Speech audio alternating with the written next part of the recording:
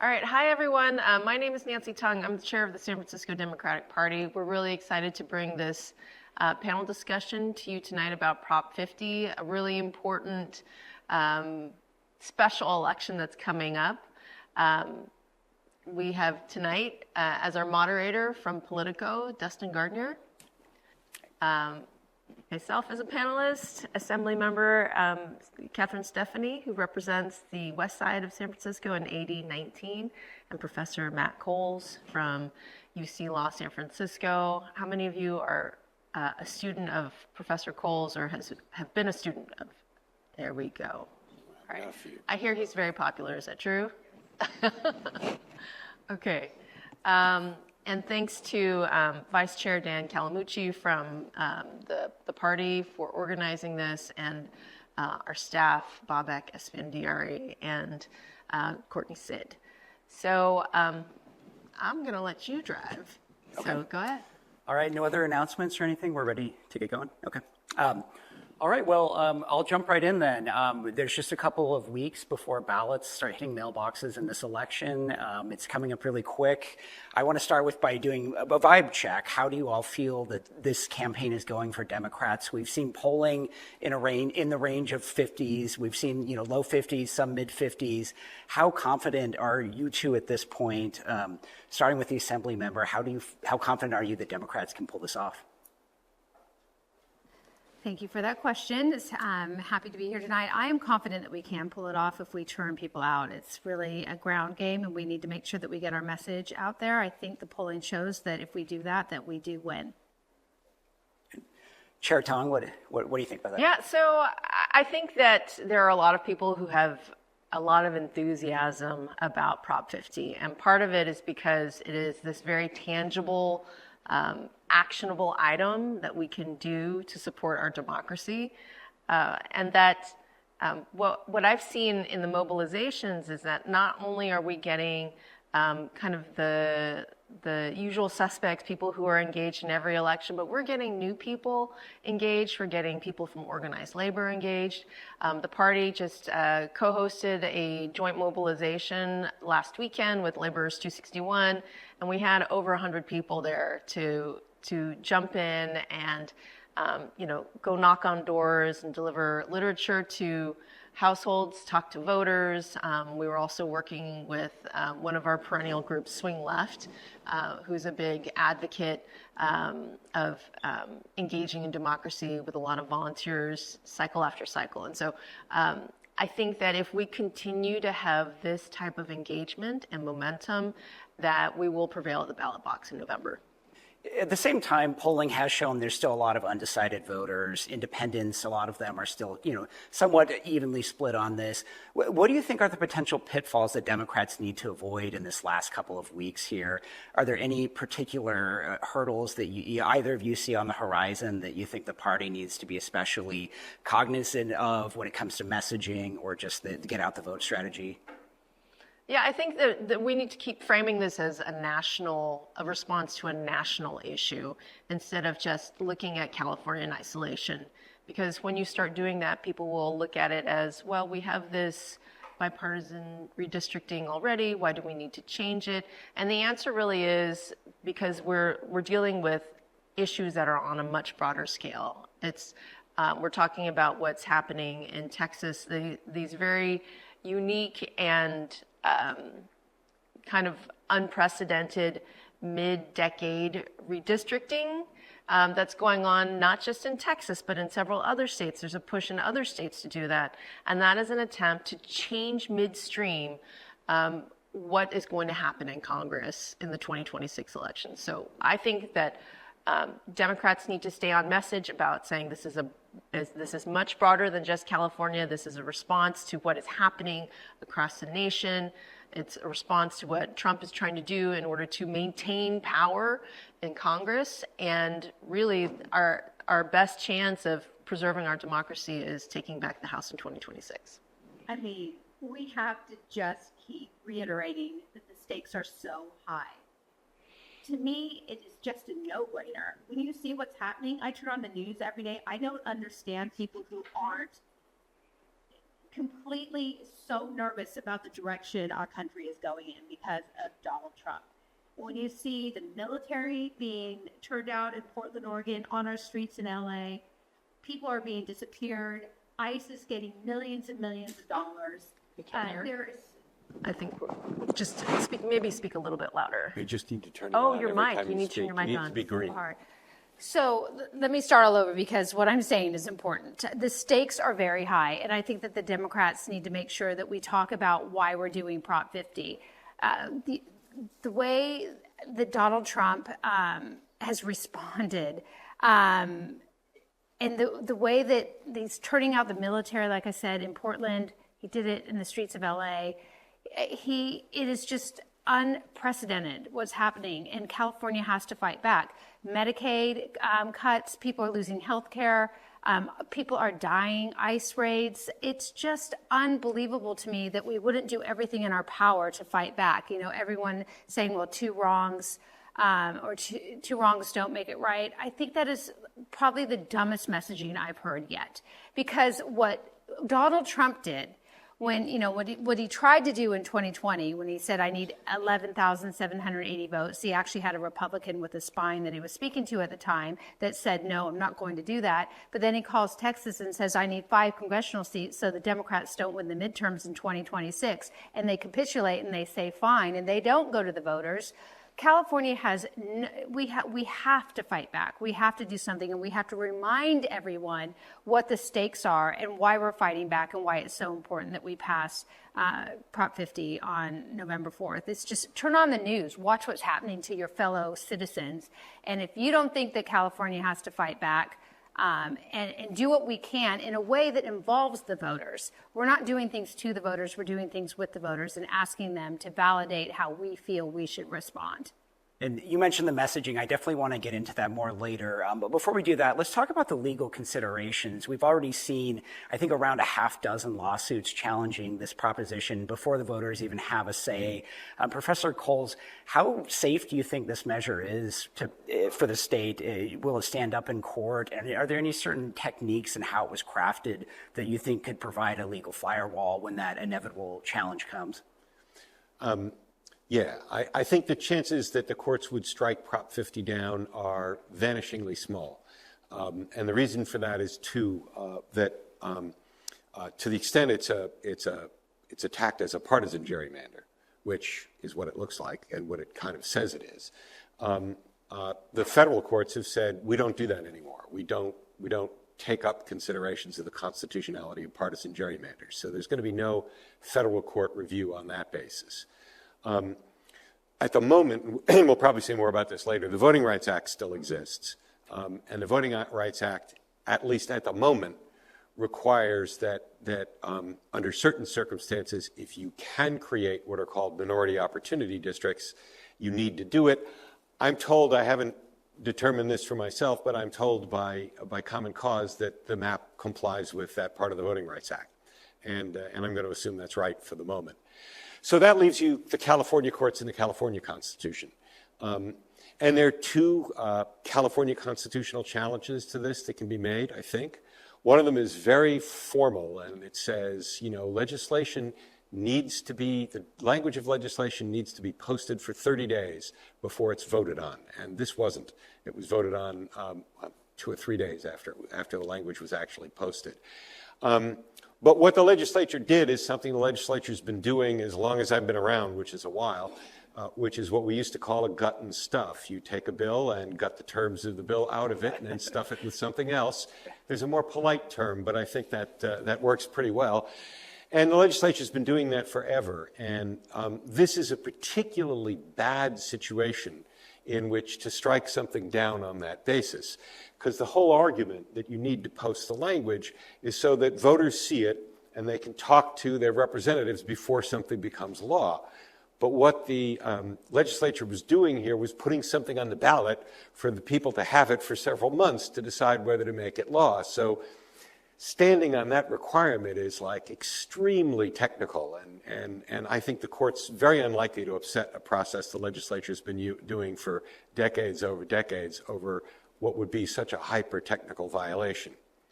The other attack you could make is you could say the California Constitution, like the Pennsylvania Constitution, the New York Constitution, requires fair nonpartisan districting, something the federal Constitution, we're told, doesn't. You could go to the California Supreme Court and say that.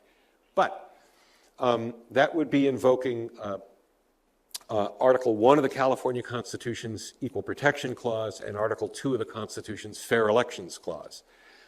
But Prop 50 is an amendment to the Constitution. And it's an amendment to the Constitution that refers to these specific redistricting plan and districts. And so these districts are, if the voters pass it, in the Constitution. So you'd be in the odd situation of saying one part of the Constitution violates another part of the Constitution. That's very, very hard sell. But the court has a couple of rules for resolving those. And one of the rules is the more specific one controls over the more general, and Prop 50 is way more specific than those general provisions. And the other rule is later enacted prevails over older. Prop 50 would be later enacted. So it seems to me that even if somebody mounts a partisan gerrymandering under the state constitution challenge, they're pretty well checkmated by the way Prop 50 was drafted. And I have to say, having read Prop 50, I have a lot of admiration for the lawyer who wrote it. It was thoughtfully done, and by not just changing the process, but by bringing the districts in AB 604 in, it makes it, you know, look, I'm a constitutional lawyer, especially these days, I don't use the word bulletproof with anything. But the chances that this will, a challenge on that basis would succeed are very, very, very small.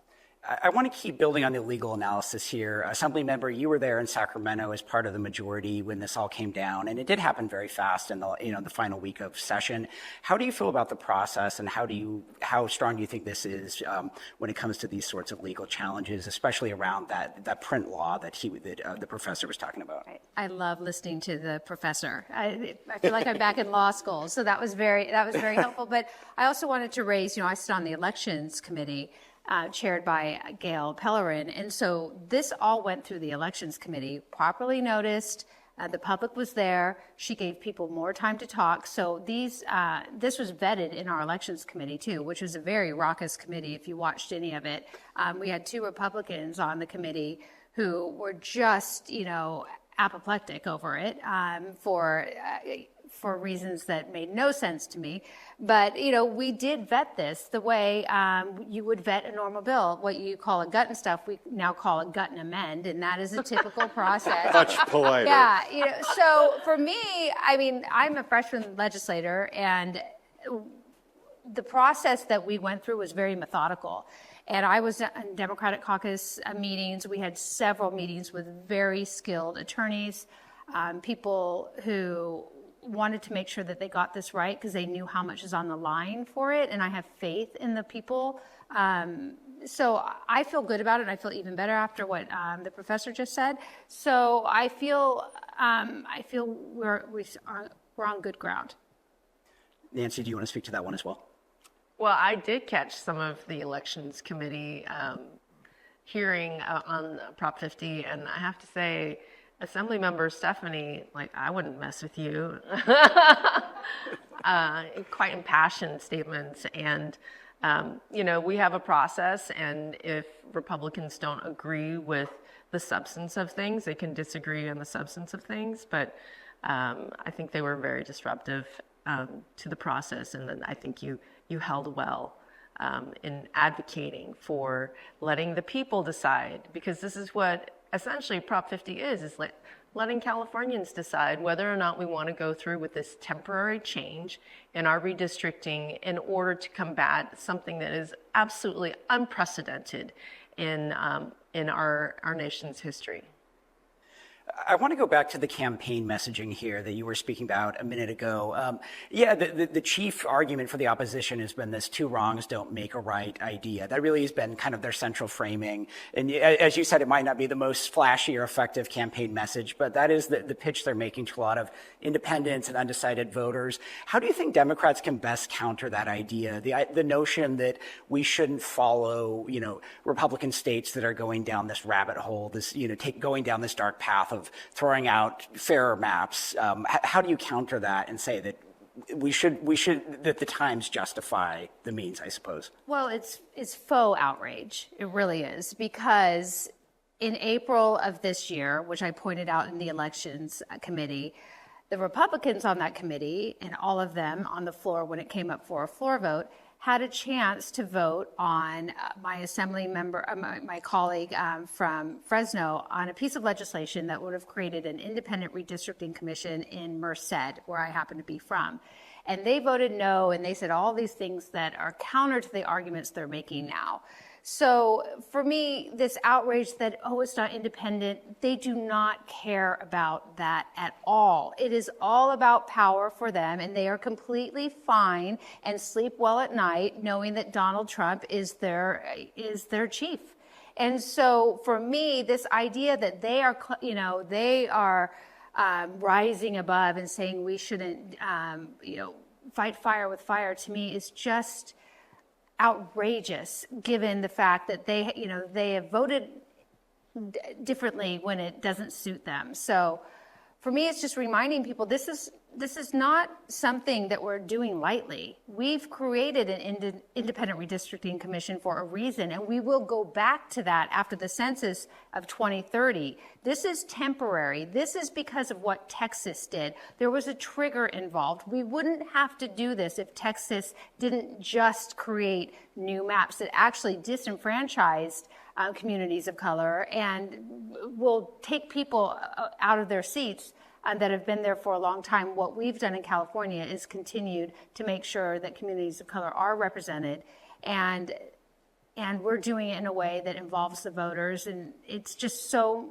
different than what Texas is doing or has done. Sure. And Chair Tung, what do you add to that? I mean, what's your counter, or what's the best way to disarm this idea of two wrongs don't make a right?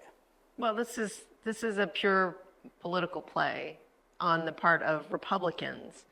And if you want to stand on your principles, then get ready for a dictatorship.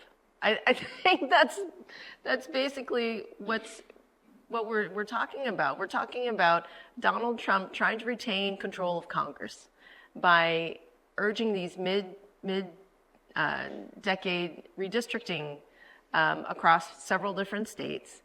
And the only way to combat that, the only way to regain Congress, is to make sure that we have an opportunity to have California contribute 5 seats to the Democratic side.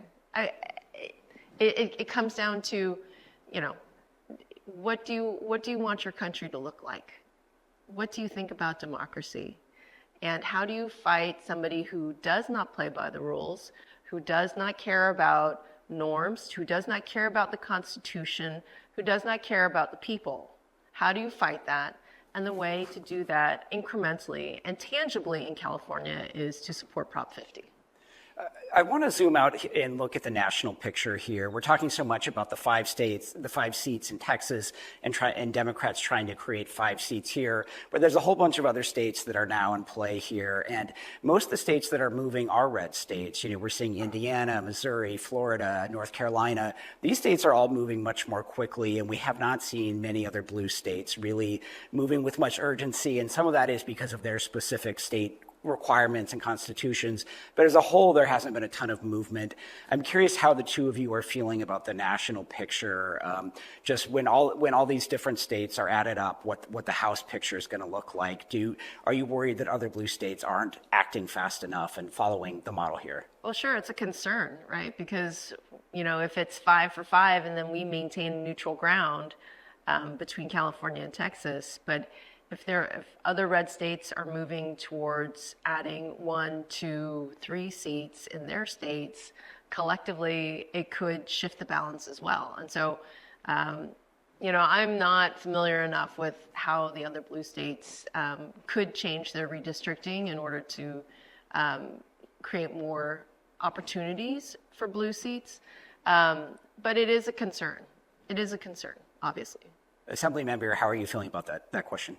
I agree with Nancy. It's definitely a concern, but I feel like as California leads, so does the rest of the nation. We say that all the time here, as goes California, so goes the rest of the nation. And I hope that pertains to the blue states. If we show that we can win, maybe it will give them more motivation to follow, but we're in crunch time. So the fear I have of not acting or not doing something is just so great. I mean, I'm in such fear all the time. We've only been in this for 10 months, and look at all the damage she's done so far. We have to fight back. We just absolutely have to. And I hope that California will inspire other blue states to do the same. Let's get back to the legal considerations here. A lot of these other states, the new maps they're drawing mid-decade, they don't really take into account the Voting Rights Act in the way that you were speaking about earlier with these minority opportunity districts. I guess California's map is a little bit different. At least the analysis have said that it maintains those opportunity districts. But yeah, what do you think, Professor Coles, this means for the future of the Voting Rights Act? I know we were talking earlier about how there's a big case pending before the Supreme Court. What is the path for the Voting Rights Act down the road? So let me do that. I will in 1 second. But to go back to one thing we were saying, one of the reasons I think there hasn't been more action in other blue states is, for instance, Illinois and Maryland are as Democratic gerrymandered as they possibly could be already. There's nothing they could really do to get more partisan gerrymandered. And it's at least worth keeping in perspective that the white hats and black hats, at least to me, look a little gray all around. But so the Voting Rights Act, what remains of the Voting Rights Act, traditionally has said, look, if you're in a jurisdiction where you could create districts which were majority minority, and we're talking either Latinos, blacks, or maybe crossover districts. If you could do that, and the place has a history of racially polarized voting, which means two things, right? It means that minority candidates tend to support the same people almost as a block in percentages, and that white voters tend to not support them as a block. If you show all that, then you have to create a majority-minority district if history and the current situation of minority people in the district suggests that minorities have less opportunity to elect candidates of their choice. So it's two steps. So first we show racially polarized voting, and we could create districts, and then we show historically and currently that minority individuals, minority voters, have less opportunity to elect candidates of their choice. There's a challenge to that now in the U.S. Supreme Court. The way the court took the case has those of us who've been working on voting rights for a long time quite frightened. There are basically three arguments that are being made here. One is that to the extent it requires creation of those things, it's a violation of the constitutional rights of white people to be free of race discrimination under the 14th Amendment. And the current Supreme Court is very protective of the constitutional rights of white people under the Equal Protection Clause. So it's possible they could just completely wipe that requirement off the table. Another argument that's being made is the way the act was written, private parties can't bring lawsuits. The federal government has to. If they do that, basically all of the challenges that could be brought to like the Texas gerrymander or perhaps to what's going on in Missouri or Indiana would be across the boards because the federal government's under Pamela Bondi is not going to bring a challenge to those districts and private parties wouldn't. I think it's more likely that the court will go to a third option, although I think there's at least 2 votes and maybe 3 to just say it's unconstitutional and you can't bring private lawsuits anyway. There's at least 3 votes to do that, I think. But I think the court doesn't like to engage in frontal assaults of laws like the Voting Rights Act. It likes to take them down piece by piece by piece, death by maybe not 1,000 cuts, but 5 or 10.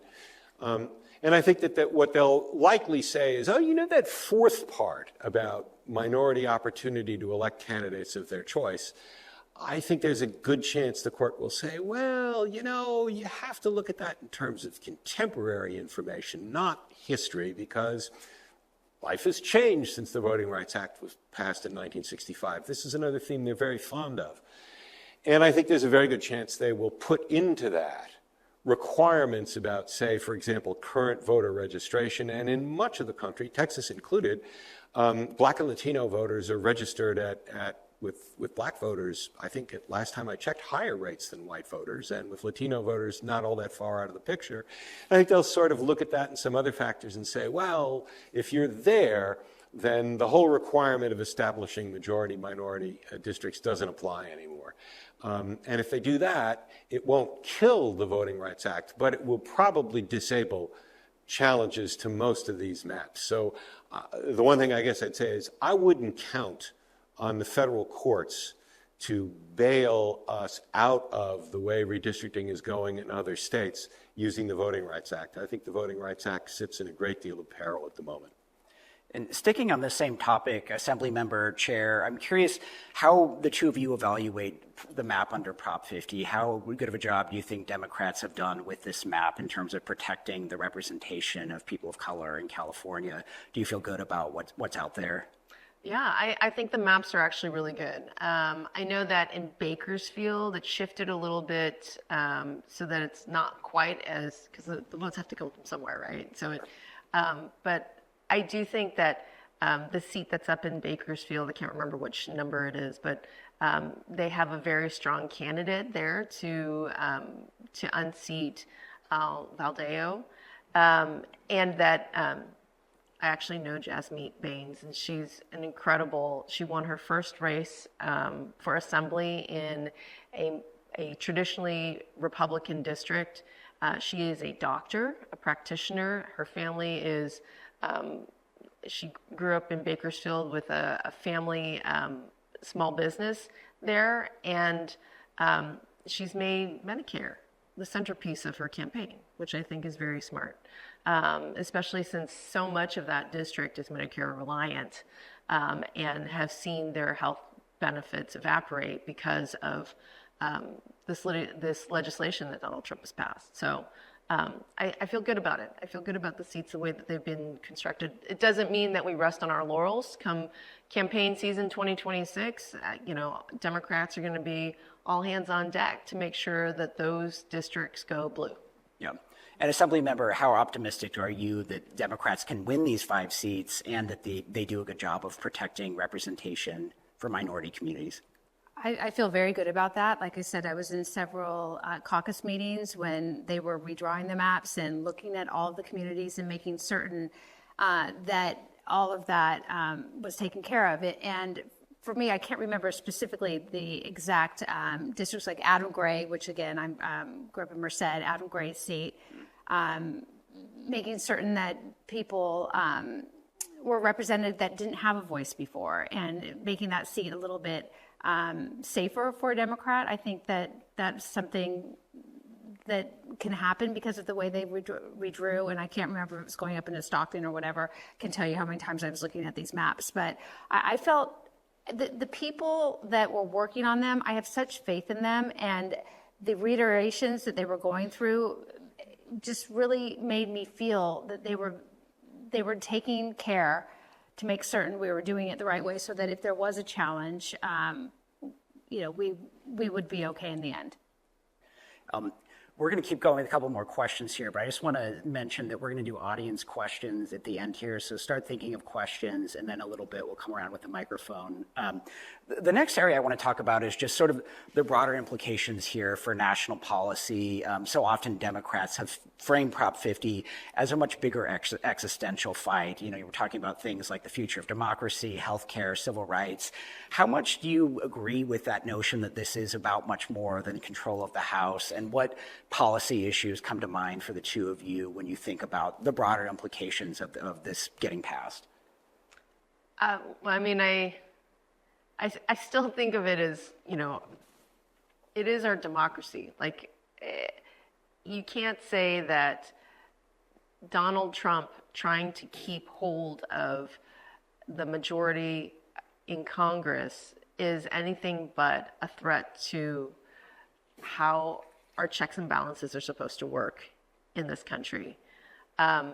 And I do think that the frame is on a national issue and then you can see how the policy devolves from the way that the Republicans have governed with their majorities. So cuts to Medicare, cuts to the federal government, the way that they have eviscerated, our federal workforce without any cause, without any care as to how to treat people like people.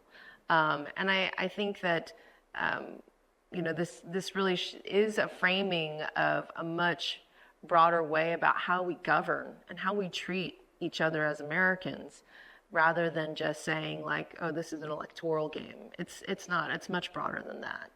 Yeah. Assemblymember, how do you see that one? I think you made incredible points. And, I was thinking, when you have something like redistricting and we're doing it state by state, I think, and we've all discussed, this is something we need to tackle on the federal level. What we really need are federal rules that make sure that all states have independent redistricting. And that is something that when you have one state doing it one way and the other doing it fairly, like you make a good point in terms of like some of these states have been drawn by Democrats so that Democrats only win. So it's not, it's not that Democrats haven't tried to keep power either. We have. And I think California has set a good example with the Independent Redistricting Commission that we have created about how we move away from that. Obviously, these times are different, but when you don't have that kind of national or federal laws around something like redistricting, it creates problems. And I've been in the gun violence prevention movement for a long time, and I think about when state by state, when we're doing background checks here or assault rifle bans here and not there, or in Chicago or Illinois has great gun violence laws on the book, but guns keep flowing into Illinois because of other states. You have chaos, and you need strong federal laws to deal with these big, huge issues. And you're not going to get them from this party. You're not going to get them from the Republicans around things like gun violence, healthcare. Look at Planned Parenthood, how it's been defunded. We've had 5 clinics closed in the immediate area. So we need people in power that care about all these issues and want to tackle them from a national level, from everything to redistricting to gun violence to healthcare. And we're not going to get that the way that this administration has been leading in the last 10 months. I want to talk about another argument that the opposition has made. We talked about the 2 wrongs don't make a right idea. The other chief argument that we're hearing a lot in this campaign from the other side, from Republicans in particular, is this idea that you can't really trust that this is going to go back, that once this happens, that the gerrymandering is, you're never going to get independent redistricting back. How confident are all 3 of you in the way that this initiative is written that will revert to independent redistricting after the 2030 census? And should voters trust that? Do you want to start, Professor? Oh, sure. Well, in terms of the text, there's no doubt that after the 2030 census, we go back to the Independent Redistricting Commission. But I will say the question in my mind has been, well, suppose the other states keep it up and do it even more. And do I think that we might see another initiative designed to put that time limit out? I do. Look, I think what the Assembly member said is right. The only way you're going to fix this is you're going to fix it on a national level. And Prop 50 says we should get a constitutional amendment to fix this. And that would be nice, but constitutional amendments are impossibly difficult the way the Constitution's written right now. You don't need a constitutional amendment. Congress can change this. Mm-hmm. Congress can pass a law changing the way districts are done. It's well within Congress's power under Article 1, Section 2 to do just that. And quite honestly, I feel that we, and I'll confess here, I'll take my constitutional law hat off for a moment. In the industrial city I grew up in the East, you were a registered Democrat before you were baptized, and I'm included in that group. But I think we missed a huge opportunity here. We had control of the Senate, we had control of the House, we had the control of the presidency, and we didn't do it. And instead, we threw the issue into an omnibus bill, which is never going to pass. It's got every election reform everybody on the left would like in it, and bills like that never go anywhere. And we missed a real opportunity to fix this. And the thing is, this is popular. Independent redistricting was adopted by voters in Ohio. Independent redistricting was adopted in the state of Iowa. I think we could make this happen, and we shouldn't be thinking about it. I know we need to think about a 2026 horizon for some things, and we need to think about a 2028 horizon for some other things. But where I come from, at least the kind of work I've done over the years, you need a longer horizon than that. And I think we need a real plan that attempts to recruit. Look, you may be right that some of the people who are saying this is unfair and two wrongs don't make a right are being completely dishonest and completely opportunistic. I think some of them mean it. I think some of them are sincere. I think it's time to recruit those people into a joint effort to say to those people, why aren't you pressuring the governor, Governor Greg Abbott, and the governor of Missouri to stop this if you don't want to be retaliated against by the blue states? And let's get together on a proposal long-term to do this. It's popular enough with Republican voters that I think it could be done. I want to talk more about this off-ramp that you're talking about to end this redistricting arms race. But before we get there, I just want to finish out the question we started with, which is this idea, can voters trust that this is going to go back after 2030? And are you confident that will be the case? Chair Tung. I mean, it's written in the legislation. So, yes, barring something else, like Professor Coles may have pointed out. But barring something else, it should revert back to our Independent Citizens Redistricting Commission. Assemblymember? Yes, it's written that way for a reason. I mean, for me to predict what's going to happen in the future, I mean, it's called future tripping. I try not to do it. And, I can't make any promises, but it was written that way because that is the intention. I wonder if things keep going the way that they are. I heard the governor say that, are we going to have a presidential election in 2028? Yes. Yeah. It's very concerning to me. I do not know what's going to happen. I don't want to assume the worst, and that's why I try to take things one day at a time. But I can't say for sure, but I can say it's certainly the intention of everyone who put this forward to make certain that we do revert, because it is a value that Californians hold, not just the voters, but those that, those that are putting Prop 50 forward. We have those same values, and that's why I argued in the elections committee what the Republicans were arguing. They weren't being honest about the arguments because they were fine with what Texas was doing. They weren't really upset with what Texas was doing because it's about power.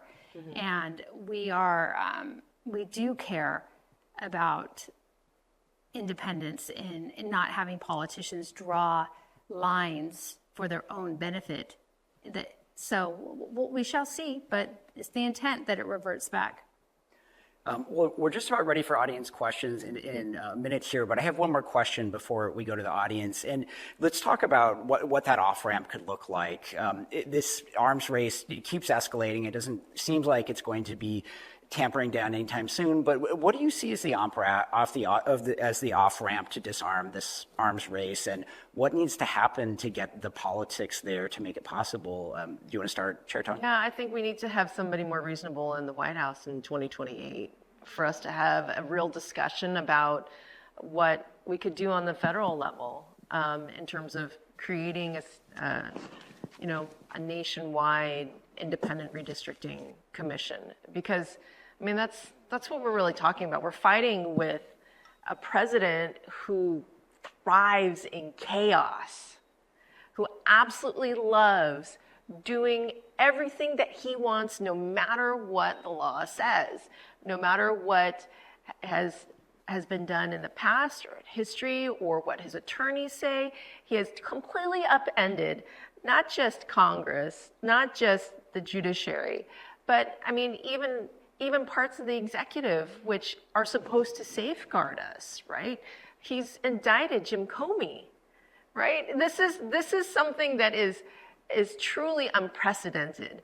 And this idea that the president right now is throwing out names of cities just to create fear and sow chaos and run around with masked people, grabbing people off the street, even American citizens, in violation of due process and the law. This is outrageous. And so the only way we begin to talk about an off-ramp is by having Donald Trump out of office. Assembly member? I agree with every word. We have to win back the House in 2026. We have to have a new president in place in 2028. And we have to pray that the generals of our military understand that they took an oath to the Constitution and not to an individual. So, I mean, what I saw as the daughter of someone who was a lieutenant in the U.S. Army, what I saw the other day terrified me. And the off-ramp is our voices. The off-ramp is us showing up on November 4th and voting yes on 50 so that we preserve our democracy. These are not normal times. This is terrifying what's happening right now. And I almost envy the people who are sleeping well at night. I don't understand, so for me, it's just making sure our voices are heard, showing up for each other in a way that we need to right now, and being kind. They the stupid hats, make America great again. I'm like, make America kind again. I just really honestly think that the off-ramp is us showing up for each other, getting Prop 50 passed, praying that it does the job we want it to do, and fight for this country. We have to. We have to have people in place that care about their fellow citizens, whether they're Republican or Democrats or independents or whatever. We have to have leaders at the highest levels of government that care about each and every one of you in this audience, no matter who you are, where you come from, how you vote. And we don't have that right now. We have someone who cares about himself and his friends and his family and enriching themselves and being horrible and mean to anybody else who is not like them. That is not America. And what we have to do is fight back at the polls on November 4th. Professor, any final thoughts on how we get out of this escalating redistricting race? Well, I agree with what the chairman and the assembly member have said, the chair and the assembly member have said, that you need to have a president who has some commitment to the Constitution and some commitment to the process. And I don't think the President of the United States has that right now. So I do think that that change is essential. And I also agree with what you said, that it remains in our power, I think, very much to make that change happen.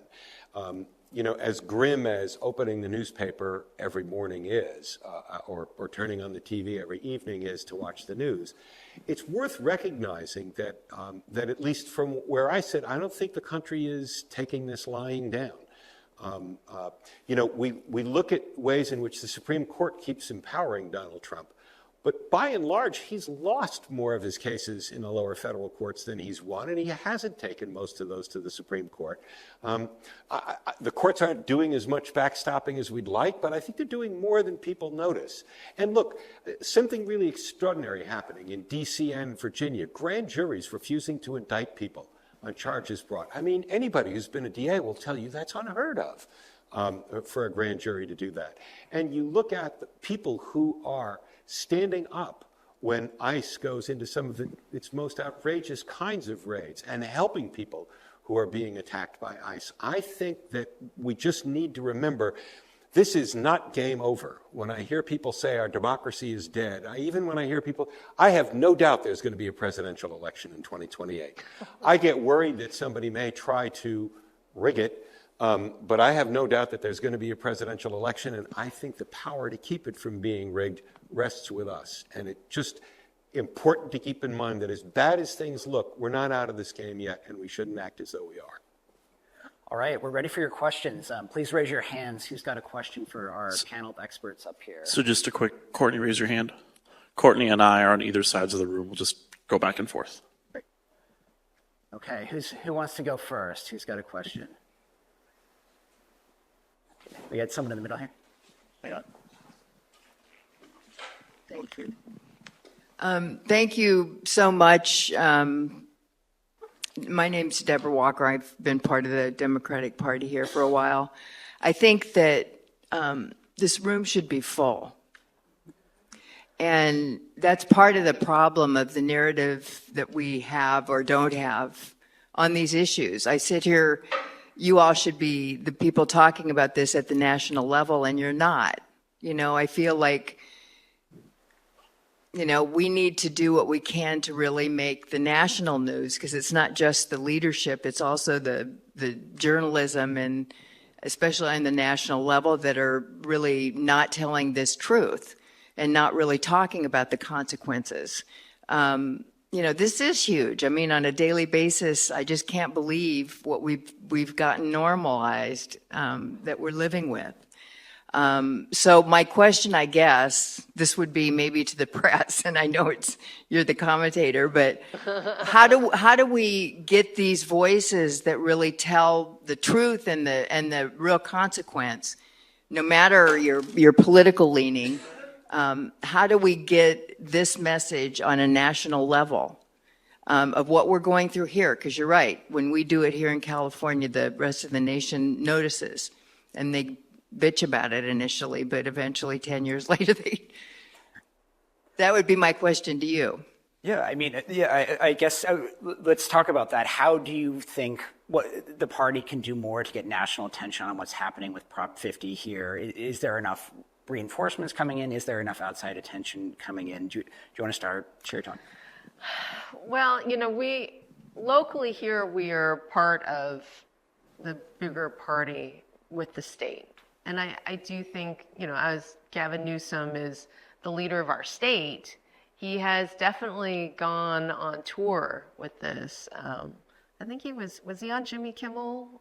He was on. He's doing great.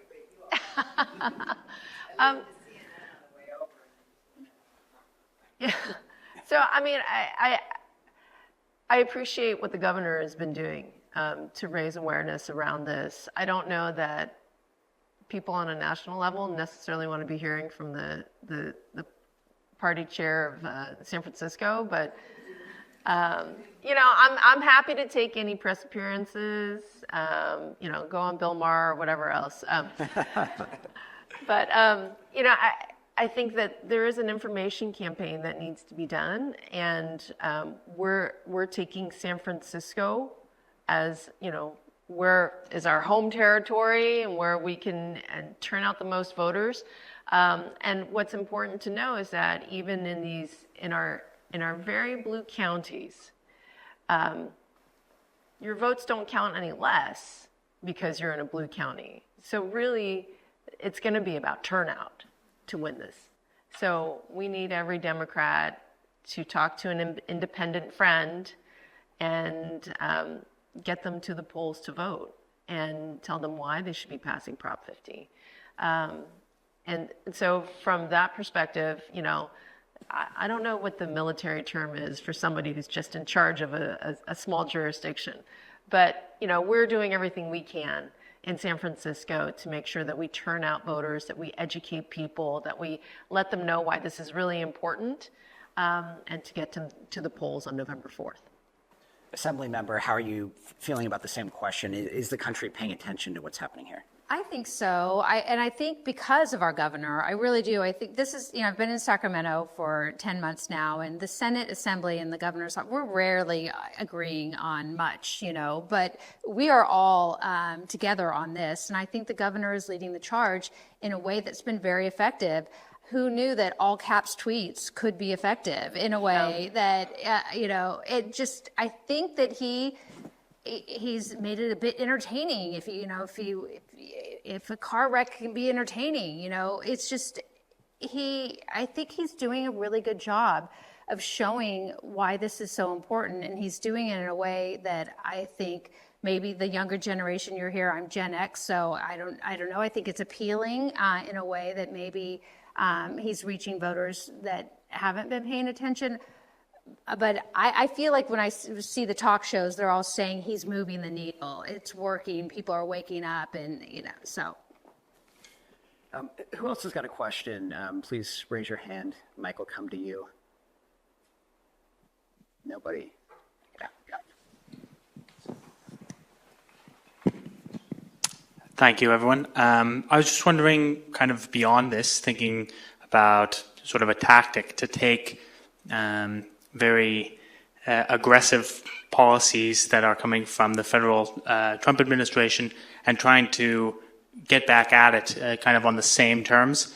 Like we saw today, the governor as well was saying that he would cut funding from universities that agree to Trump's conditions. I was wondering if you see other ways that the state can sort of do this, and if this is an effective tactic that you think we should continue on as Democrats, or if we're lowering the cadence of the entire conversation by kind of appealing to these tactics, and if there is perhaps a red line for yourselves.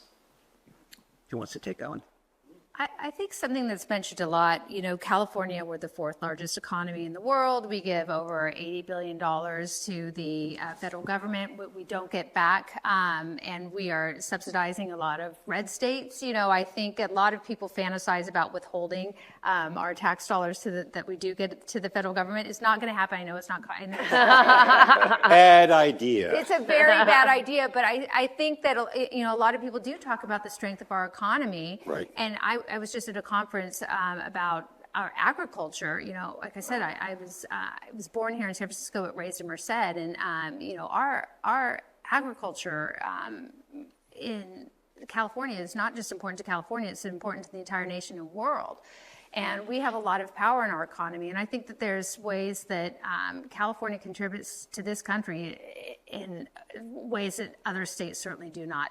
I don't know how we explore that constitutionally. I will turn that over to you, but people do talk about that all the time, about how we give so much money to the federal government and it does not come back to California in the way that it should. It's withheld now with this administration. We don't have disaster relief funds, healthcare cuts, Planned Parenthood cuts, school funding cut. I mean, so if there's anything that we could do on the economic front that has been, like I said, fantasized about, because the legality of it, it would be very messy, and I don't know how, obviously you have something to say. So. Well, on the first thing, what I was going to say, look, the president's pledge of loyalty, there are two things that are wrong with it. Right? One is the substance of the loyalty he wants people to pledge to. The other one is trying to use the power of the federal government to get universities and other institutions to give away their freedom of speech rights under the Constitution. And I don't think you respond in kind to that by saying, oh, well, we don't like your message, so we're going to take our money away. So I'm not fond of that as a response. I think you have to, as much as possible, look at something and say, what's a principled response to this? What's a principled way to take it on?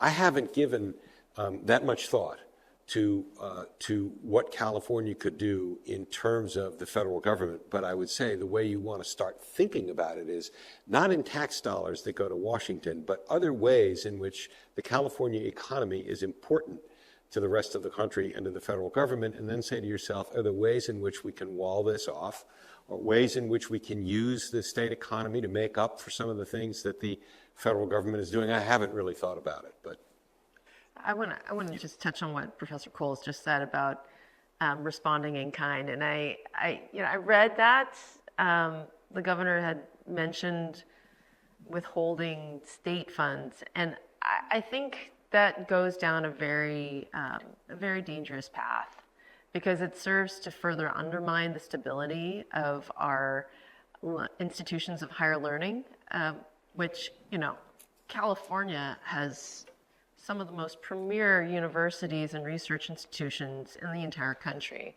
And I think at this moment, we should be trying to figure out how we can further support them so that if the threat of removal of federal funds is something that is real, that we can support our universities and colleges so that we stabilize them more. exactly. The governor's been invoked a couple of times tonight, and so I think we should talk more about just his strategy around Prop 50, and that really bleeds into his social media strategy. And we've seen a whole new approach from the governor in the last several months, where he is really, adamantly trolling the president and other, MAGA figures with the all caps tweets and the memes and all of it. And it's intentionally a parody. But how do you feel about the governor's strategy? Is it effective for him being the tip of the spear, the lead messenger on this ballot measure? How do you feel about this approach of him trolling on social media? Assemblymember, do you want to start? Someone has to do it. And I've known the governor for a long time. I was legislative aide to Supervisor Michaela Alioto-Pierre when he was the mayor. And I think that we need a fighter. And I don't think that one has really shown up in a way that I think the governor has shown up. Whether or not people think he's doing it perfectly, they might take issue with it, but I feel like someone has to stand up in a way that's effective, and he has been effective. And I think that he does care deeply about the residents of this state and this nation. And if it's between him and Donald Trump, I know who I want to lead this nation. And because I know him, and I know that what we're seeing now, the things that, like I said, keep me up at night, is something that Governor Newsom wouldn't do. Is he perfect? No, nobody is. So for him to take the helm and fight back when so many of us are looking for someone to do that, I admire him for doing it. I think he's doing a good job in that front. Chair Tung, how do you feel about this new Gavin? I think local Democrats, and I'll include myself with this group, we have been looking for somebody to speak up directly against the Trump administration and directly to Donald Trump. And Gavin Newsom has kind of stepped up to the task. He has really gone whole hog in all caps against President Trump in a way that has been very attention-grabbing, has been very clearly satirical, and effective at reaching a younger audience, I think, and getting people to notice. And they're quite funny. His tweets are quite funny. So whoever's writing his social media now, that person deserves a raise. But I think Democrats, since the 2024 election, we have been looking for someone to lead. And, it's come in dribs and drabs from people, and there's been a period of regrouping. But Gavin Newsom has really stepped up to the challenge, and I appreciate him for that. And whether or not it's a funny tweet or Prop 50, I think he is very earnest in taking on the president in a way that still has California values to it. Who else has a question out in the audience? I never thought I'd be arguing for states' rights, but I wonder, what are the political and the legal implications of, instead of sending my 1040 to Washington or wherever it goes, we put it in some kind of a monitored fund in California and used it to pay the federal employees who do work in California to do their jobs, but with state money. Is that crazy? Is it crazy? How do you look in stripes? I beg your pardon? How do you look in stripes? Well, it's orange these days. Orange these days. There's probably not a mechanism for that. You have to remember that we don't send money to Sacramento, which then sends it to Washington. We as individuals have a legal obligation to file our 1040 with Washington. And if you don't do it on purpose, you'll find yourself in a great deal of trouble. It just won't work. What if the state doesn't send the money? State doesn't send which? Money to the feds. Which money? The money that has, I guess it The doesn't, income tax go, money doesn't go to Sacramento, right? Right. So, there may be some money that California sends to the federal government from Sacramento. But most of the money, when people talk about money going from California to Washington, they're talking about going from Californians. You just don't do that. Okay, we have another question over here. Hi, I'm James. Just thinking ahead strategically for other blue states that may want to respond, should other red states respond in kind and redistrict. Are there other states that could act, other blue states that could act quickly in the way Texas did, for example, like New York, without going to the voters, or I don't know, others in Michigan, for example. And kind of related to that, there are governor's elections also on November 4th in Virginia and New Jersey. So if, for example, the Democrat wins in Virginia, New Jersey, maintains a Democratic governor, are those states also that could respond in kind and also redistrict in more of a blue fashion, given that there won't be another election day between this coming November 4th and 2026. Who wants to take that? I can only speak to two states. New Jersey's pretty well democratically gerrymandered as it is. I don't think there's a whole lot of room there.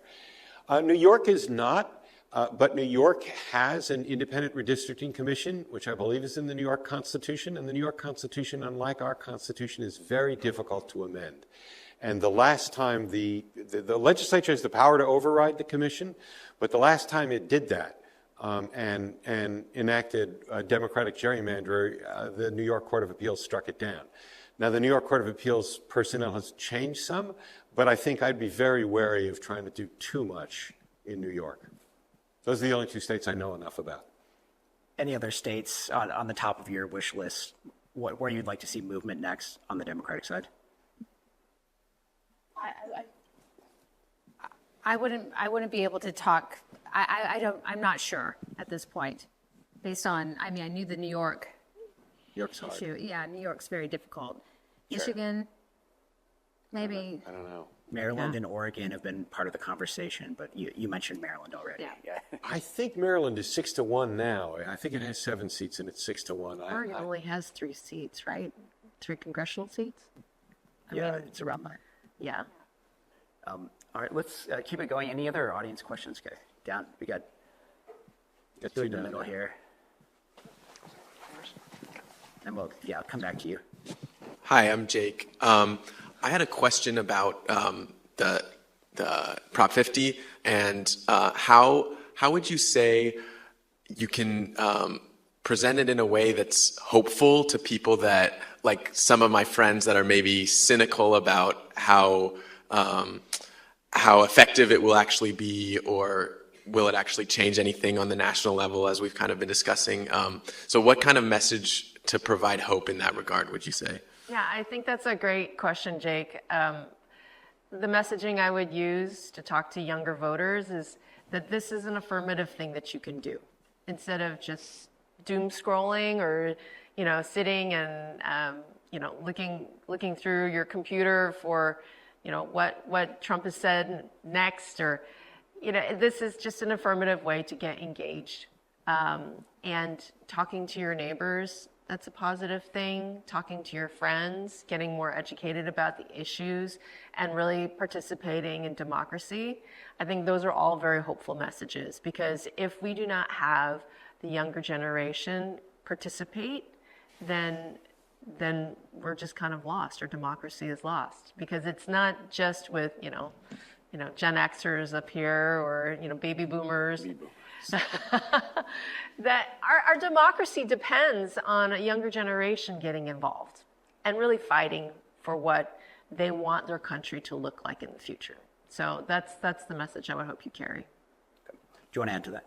Yeah, I think that's excellent in terms of, the one thing I really love about Prop 50 is the fact that it gives voters a chance to go to the poll and vote their conscience. And we're asking you, like I said, to validate our concerns about what the Trump administration is trying to do to our fellow Californians and the rest of this nation. And that is hope in and of itself. The fact that we still have a chance for you to walk to the polls or get your mail-in ballot and you still have a voice. That for me is hopeful. That's what democracy is about. And to make certain that we are standing up for California values. Like my daughter, she's 16. She's so concerned about the environment.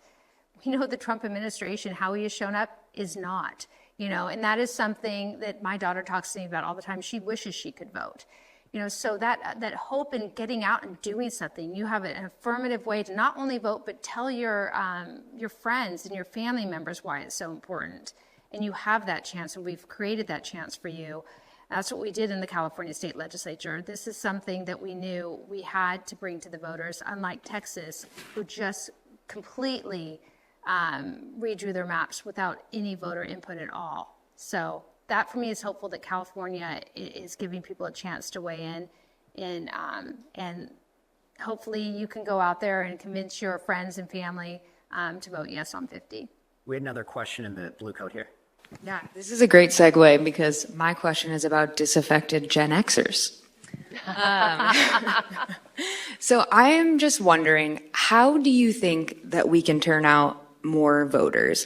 And I'm thinking more in the context of 2028. And when I think about when Donald Trump was first elected in 2016, I don't know if it was that he necessarily got a larger slice of the pie. I think he just made the pie bigger. And he got more people to vote who had never voted in their lives. So how do we reach people who have not voted in 40 years, completely out of the system? How do we get them to vote for us? What's our issue that's going to make them care? Who wants to take that? Me too, girl. The chair question. I mean, it's a big question, right? So I think by the time 2028 rolls around, you're going to see what 4 years of Donald Trump has done and whether or not Donald Trump is going to try to run again, right? And that should be really concerning to people. And I don't know what, the professor thinks about, what does that look like if the Republican Party nominates Donald Trump for a third term?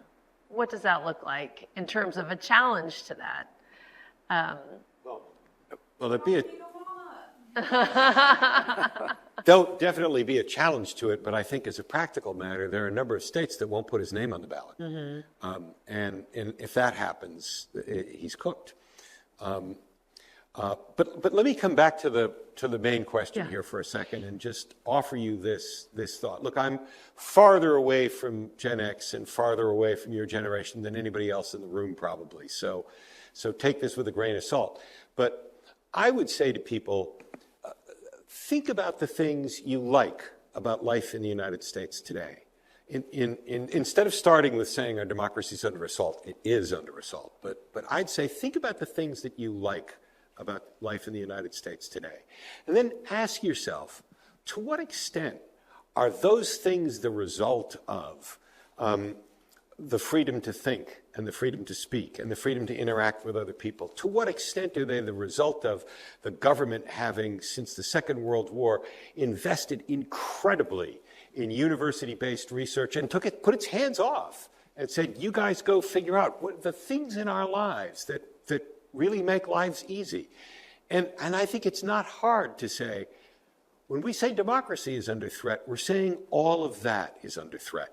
And it ties into the climate just as well. And so I'd sort of say to people, look, you may be cynical about Democrats as well as Republicans. Look, I'm not cynical, but skeptical about both parties as well. As I said earlier, I wish we'd done something a few years back that we could have done. But there are things we can do now to make sure that we don't lose the things that our democracy has given us, and our democracy with a federal government that hasn't made sure that everyone aligns with the president's priorities on everything. And we can do something to keep that. And if it's what makes life good for us, it's not such a big thing to vote and to get your family and friends to vote. All right, who's got another question up there? any other audience questions? I want to ask something. This is a little bit off topic, but it's come up a couple of times tonight. Is the threat that has been made to cities like San Francisco and other blue-led cities that the National Guard or the military is going to come in? What are you telling voters in the city about how they should be thinking about these threats? How seriously should we take them? And how should the city be responding? Yeah, so this is again the product of a chaos president, right? Somebody who's just going to throw something out during a press interview or off the cuff say something about San Francisco or Portland or Nashville or New York City or any place that doesn't like Donald Trump. And I think we can only take it one day at a time, right? I think that we have had some strategy meetings, and there have been people making contingency plans about what our response should look like should Donald Trump try to roll tanks down Lombard Street. That'd be fun. But I mean, really, we can only take it one day at a time and still stand by our principles as Democrats, as San Francisco Democrats, and fight like hell. So we just keep on fighting, keep on fighting. I escorted a family down to an immigration hearing about 6 weeks ago. And not because I was a legal representative or because I had any part or in what was happening or that I knew this family beforehand. But I did it because I am there to bear witness to what the federal government is doing. I am there as an independent observer to watch whether or not this family with 2 kids, one of whom is in San Francisco Unified Schools, is going to be taken by ICE. And so what I would say to somebody who doesn't know if San Francisco is going to be invaded by its own government in the coming days, weeks, months, is something that Assemblymember Stefani said, is keep showing up for each other. Right? Keep showing up for each other as San Franciscans and do things the way that we know they should be done. And if there is a time where they try to bring the military into San Francisco without cause, I bet you $100 million that David Chu, our city attorney, will be filing a lawsuit to keep them out. And I bet you that people in San Francisco will show up on Market Street to keep them out as well. How are the two of you thinking about this threat of troops coming into San Francisco? Do you want to start? Well, I think we've seen a preview of what could happen just when you look at what's happening in immigration court and why Nancy even has to escort someone to the court who has an appointment, who's going about becoming a citizen in the right way. And the videos I've seen, the few of them that I have seen, the way that ICE has behaved and the way that people are being taken without due process, a value we hold very dear, just like freedom of speech, freedom of religion, freedom of assembly, all those things that we hold dear. When you see people who are trying to go about becoming a citizen of this country in the right way, showing up to court and still being taken in a very aggressive manner, taken away from their children crying, women being thrown to the ground, we have a preview of what it will look like if he sends troops to San Francisco. And it sounds dystopic. I mean, I'm thinking back to when I was a political science major at St. Mary's College. If you would have told me that this is something I would be arguing in my 50s up here at UC Law, I wouldn't have believed you. I just wouldn't have believed that something like this could happen in my country. So for me, I think we have a preview, and the investment they've made in ICE and the people they're drawing into ICE, God knows, are they undergoing background checks? I don't know. You know, the way that they have been behaving towards their fellow citizens or people that are trying to become citizens of this country in the way that we've told them that they should, whether it's seeking asylum, whatever process they're undergoing, and it's still not good enough, and they're still being disappeared, and they're still being hauled away into vans without due process, taken to other states, taken to other countries. If you don't think we have a preview of what might happen if they unleash troops in San Francisco, you're not paying attention.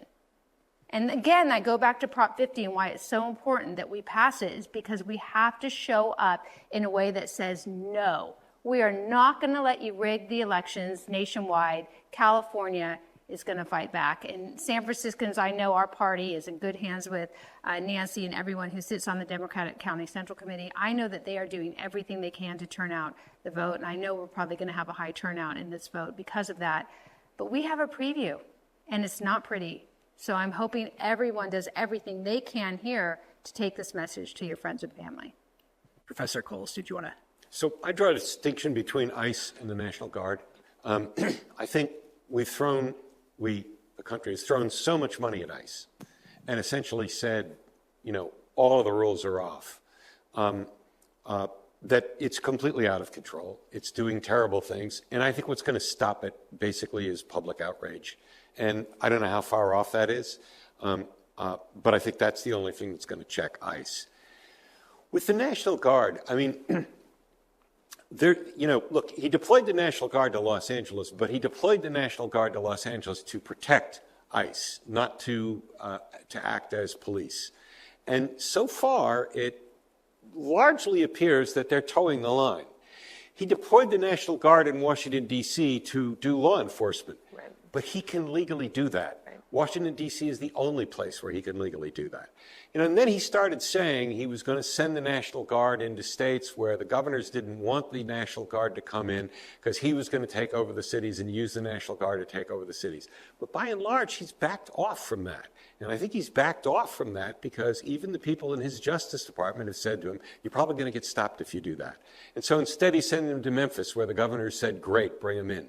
And I think we'll send them to New Orleans and Baton Rouge, where, again, the governor has said, great, bring them in. So I may be naive, but I at least continue to think there's a decent possibility that we're not going to see National Guard troops trying to enforce the law on the streets of San Francisco. I might sleep tonight. Thank you. Did we have another question over here? Okay. That would be me. I just want to circle back for a minute. I'm finding this very exciting. I was around for a lot of the presidential. Will you hold the mic up? Hold the mic closer. Wrong way. Just a little closer to your. This way? You got it. Yeah. Okay. Thank you. I've been around for a long time, and so I've seen a lot of presidents come and go and never really felt that they were all honest. But Donald Trump has gone beyond honest. But I worry that the generation that's coming up, that he has created in some ways, is going to. How do we address the fact that so many things are not true? How do we help people find their way back to understanding the difference between what's true and what's a gimmick? And how do we use that to leverage? That's a big question.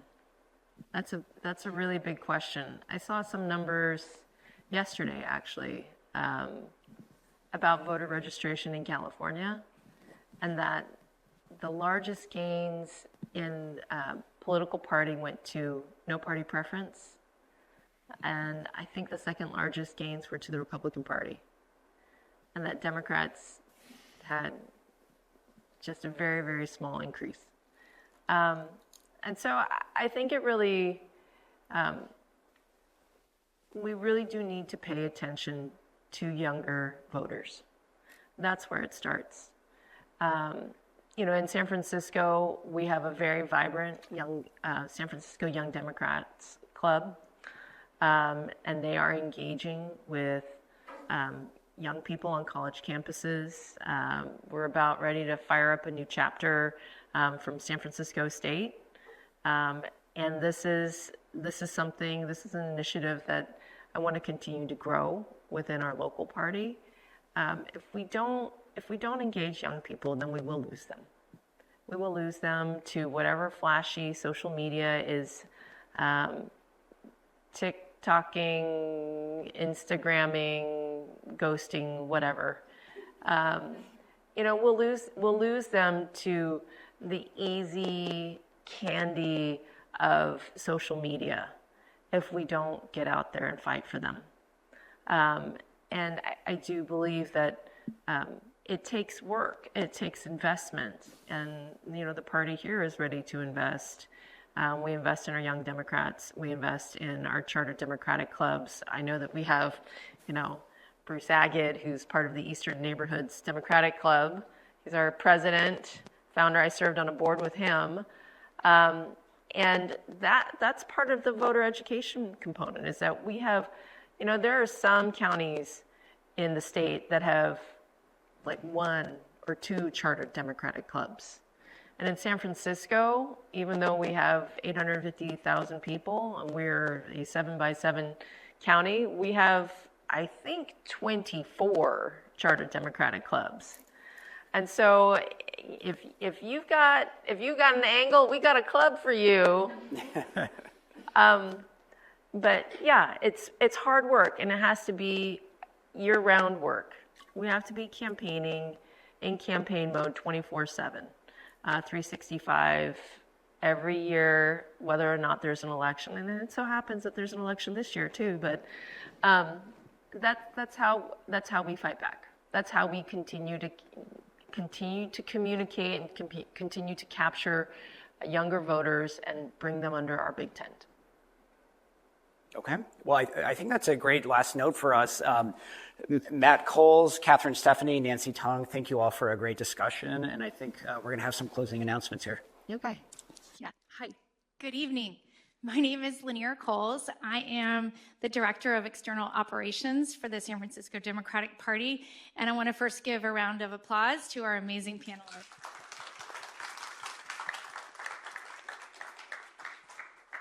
I'm here to wrap up the program by talking about how you can get involved. Our democracy is under attack, and even though California is a majority Democratic state, winning Prop 50 is not going to be a slam dunk. But the good news is we have lots of ways that you can help turn out the vote. We have virtual phone banking to voters across the state of California multiple times every week. We also have door knocking, which I might be a nerd, but I love. It's a lot of fun. And we're co-sponsoring door knocking every single Saturday and Sunday in San Francisco in different neighborhoods until Election Day. So my question for you is, how many days are left before Election Day? 33, I think, according to ChatGPT. So over the next 33 days, I would love to see you on the phones or knocking on the doors in San Francisco. Thank you. Okay, who knows how many days before ballots drop? That's the real question. Yeah, so we expect ballots to drop sometime this weekend. So the first thing you can do is take your ballot, vote for Prop 50, and mail it back in. Get that off the table, into a mailbox, and out to your Department of Elections. And then go out, phone bank, knock on doors, drop lid, talk to your friends and family, let them know how important this is, and that, you know, the future of California and the country depend on it. Okay, thanks everyone for showing up tonight.